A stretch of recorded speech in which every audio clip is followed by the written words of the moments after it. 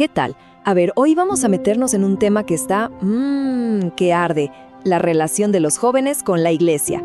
Y ojo, porque la historia que nos cuentan los datos, no es para nada la que uno se imagina. De hecho, prepárense porque hay más de una sorpresa.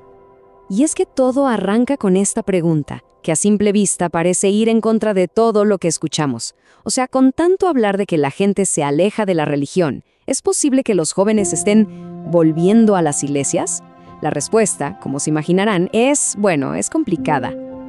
Ok, y acá es donde la cosa se pone de verdad interesante. Fíjense en esto. Según un estudio gigante del Barna Group, por primera vez en décadas, los adultos más jóvenes están yendo a la iglesia más que sus padres y abuelos.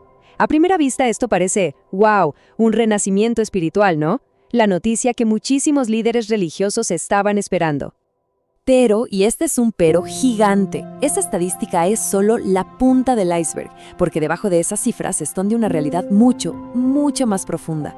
Esto no es un avivamiento, para nada.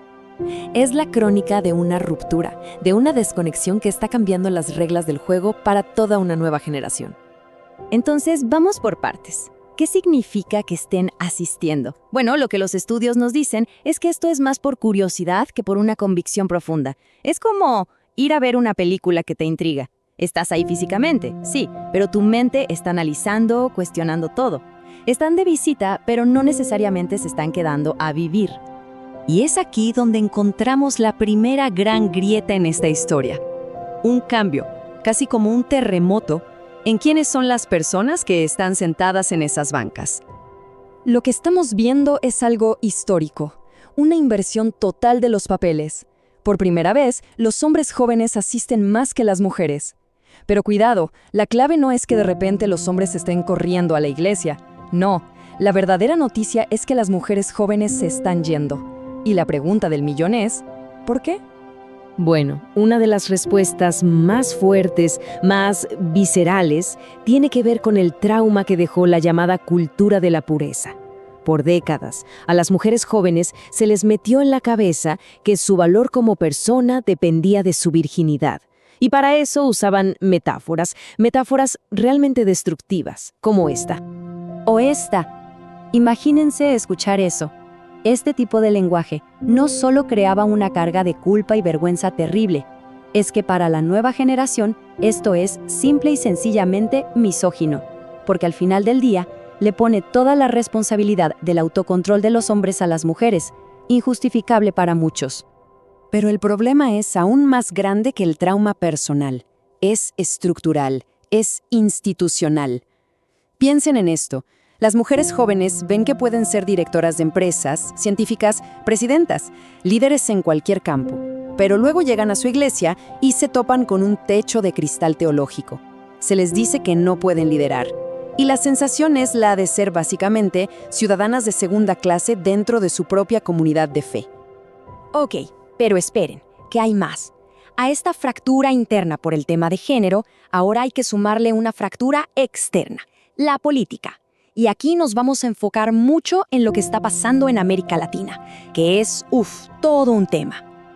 Lo que muchísimos jóvenes sienten es una contradicción, una disonancia ética, como le dicen.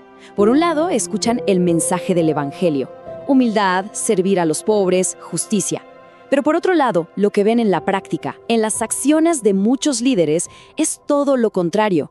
Alianzas por poder, lujos, influencia política, un juego de realpolitik que choca de frente con el mensaje original. Y esta contradicción no es abstracta, se ve en cosas muy concretas. Por ejemplo, en El Salvador, cuando líderes religiosos mediaron treguas con pandillas, algo que para muchos jóvenes fue como darles legitimidad a los criminales. O cuando se ve un silencio cómplice frente a abusos de derechos humanos a cambio de favores políticos. Y ni hablar del show de la teología de la prosperidad, con pastores que son celebridades millonarias y templos que parecen palacios. Todo esto, claro, genera un cinismo enorme. Y todo esto nos lleva al corazón del asunto, al núcleo más emocional del problema.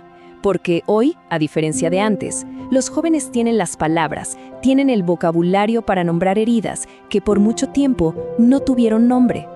Y el concepto clave aquí es abuso espiritual. ¿Qué es? Es cuando un líder religioso básicamente dice, mi voluntad es la voluntad de Dios. Y al hacer eso, se vuelve intocable, incuestionable. Entonces, si alguien lo critica o le hace una pregunta difícil, no se toma como una opinión válida, no. Se enmarca como un ataque espiritual, como una rebelión contra Dios. Y así, claro, es imposible que rindan cuentas. Y la consecuencia de vivir bajo ese sistema para muchísima gente es lo que la psicología hoy reconoce como trauma religioso. Es el daño que se va acumulando. Daño por doctrinas basadas en el miedo. Piensen en el terror al infierno que se les enseña a los niños, o en el castigo de ser completamente aislado por tu comunidad si decides irte.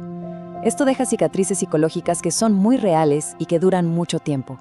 Bien, tenemos la dinámica de género, la política, el trauma, y todos estos factores chocan y explotan con un último catalizador, la era digital. Para una generación que creció con Google en el bolsillo, este fue para muchos el punto de no retorno. Pensemos en cómo era antes. Un joven tenía una pregunta difícil, no sé, sobre ciencia, sobre historia, sobre algo en la Biblia que no cuadraba. Y la respuesta clásica era esta: no te apoyes en tu propio entendimiento, solo ten fe. O sea, un llamado a apagar el cerebro. Y el mensaje que eso manda es que la fe es algo tan frágil que no aguanta ni una pregunta. Y el contraste con el mundo de hoy es brutal. Mientras que en la iglesia se desaniman las preguntas, en Internet pasa todo lo contrario. Hay un universo entero para explorarlas. Miren el hashtag de construcción. Tiene miles de millones de visualizaciones. Y no se trata de un ataque, ojo, es un proceso de desarmar y reexaminar la fe. Y ese proceso ha encontrado su casa en el mundo digital. Este efecto digital tiene como 3 patas. Primero, la validación. La persona que duda se da cuenta de que no es la única, hay miles como ella. Segundo, la comunidad. Se forman redes de apoyo que muchas veces la iglesia no supo dar. Y tercero, y esto es clave, la información. La autoridad del pastor se viene abajo cuando cualquiera en la banca puede googlear lo que está diciendo en tiempo real. Y esto nos lleva a un punto que para la generación Z es simplemente innegociable: la postura de muchas iglesias sobre los derechos LGBTQ+. Para esta generación, esto ya no es un debate teológico abstracto, es un tema de derechos humanos básicos. Afecta a sus amigos, a sus hermanos, a su propia percepción de lo que es justo. Es una línea roja. Ok, entonces, si juntamos todas estas piezas, el género, la política, el trauma, la era digital, ¿qué foto nos queda? ¿Cuál es el panorama? ¿Hacia dónde va todo esto? Este gráfico nos pone las cosas en una perspectiva global y es bastante impactante. Lo que muestra es que el cristianismo tiene un problema de retención que es único. Mientras que otras grandes religiones, como el hinduismo o el islam, logran retener a casi todos los que nacen en ellas, el cristianismo es la que más gente pierde. Es la que tiene la mayor fuga de creyentes. Y esto, creo, resume toda la situación de forma perfecta. Los jóvenes no están necesariamente abandonando la espiritualidad o la búsqueda de algo más grande.